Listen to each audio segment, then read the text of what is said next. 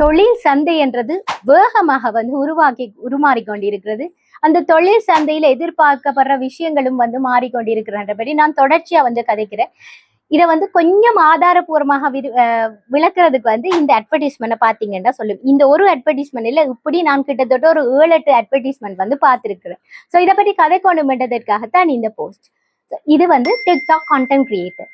இதே மாதிரி பல நிறுவனங்களால், அதாவது பல மல்டிநேஷனல் கம்பெனிஸ், இலங்கையில இருக்கிற ஃபேமஸான கம்பெனிஸும் இந்த மாதிரி கான்டென்ட் கிரியேஷன்ஸை இந்த கான்டென்ட் கிரியேட்டர்ஸை எதிர்பார்த்து கொண்டிருக்காங்க. இப்ப நாங்க இருக்கிறது டிஜிட்டல் ஈரான்னு சொல்லுவோம். ஸோ இப்ப நாங்க எல்லாருமே இந்த சோசியல் மீடியாவை பாக்குறோம். அதுல போற ரிவ்யூஸ் இருக்கட்டும், அதுல இருக்கிற ஒரு மார்க்கெட்டிங்கை வச்சு கொண்டுதான் நம்மட பல தேர்வுகளும் இருக்கு. அதால பல நிறுவனங்களும் இந்த டிஜிட்டல் மார்க்கெட்டிங்ன்றதை அதை நோக்கி போய்கொண்டு இருக்கிறாங்க.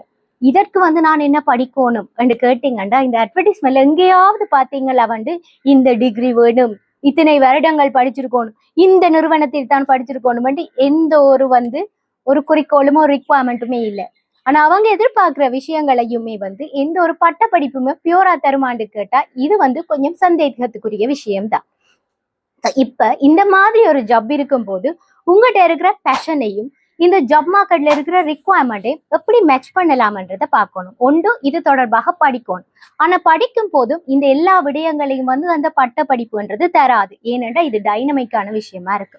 ஸோ இப்போ நான் பார்த்துருக்கிறேன், எங்கிட்ட படிக்கிற பலரும் அவங்க ஐடி படிப்பாங்க, அல்லது பிஸ்னஸ் மேனேஜ்மெண்ட், அக்ரிகல்ச்சர் இப்படி படிப்பாங்க. அவங்களுக்கு ஒரு பேஷன் இருக்கும். சினிமோட்டோகிராஃபி, ஒரு ஷார்ட் ஃபிலிம் எடுக்கிறது எல்லாமே பேஷனா இருக்கு. ஸோ இந்த மாணவர்களுக்கு நான் அடிக்கடி சொல்ற விஷயம், ஸோ லிங்க்டின்ல போய் பார்த்தீங்கன்னா பிள்ளைகள் நிரம்ப கான்டென்ட் கிரியேஷனுக்கு வேகன்சிஸ் இருக்குன்னு சொல்லி உங்களுக்கு ஏற்ற மாதிரி மாற்றிக்கொள்ளுங்க. நிரம்ப சினிமோட்டோகிராஃபி இருக்கும், அதில் ஸ்டோரி டெல்லிங்கோ எந்த வேல்யூமே இருக்காது.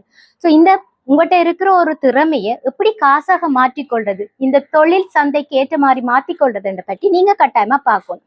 நீங்க இப்போ சோசியல் மீடியா பாவிக்கிறவங்களாக இருக்கும் போது உங்களோட அனாலிட்டிக்கல் ஸ்கில்ஸ், உங்களோட ரிசர்ச்சிங் ஸ்கில்ஸ்ன்றது இதுல முக்கியமான இருக்கு. அதாவது உங்களோட தேடுதல்ன்றது இதுல மிக முக்கியமான விஷயமா இருக்கு. ஏனென்னா இந்த அட்வர்டைஸ்மெண்ட்ல பாத்துறீங்களா, அல்கோரிதம்ன்றதை பற்றி கதைக்கிறாங்க. எது ட்ரெண்டிங்கா இருக்கிற ஒரு கான்டென்ட் உங்களால கிரியேட் பண்ணிடுமான்னு பார்க்க. அதாவது நீங்க வைரல் ஆகிறதுக்குரிய கான்டென்ட்டை பற்றி, எந்த கான்டென்ட்ஸ் வைரல் ஆகுது, ஸ்டோரி டெல்லிங்கண்டா என்ன, இதை பற்றிய ஆழமான அறிவு இருக்கு. இதை நீங்க கொஞ்சம் ஸ்டடி பண்ணும்போது உங்களால இந்த மாதிரி ஒரு தொழிலுக்கு போகக்கூடிய வாய்ப்பு இருக்கு.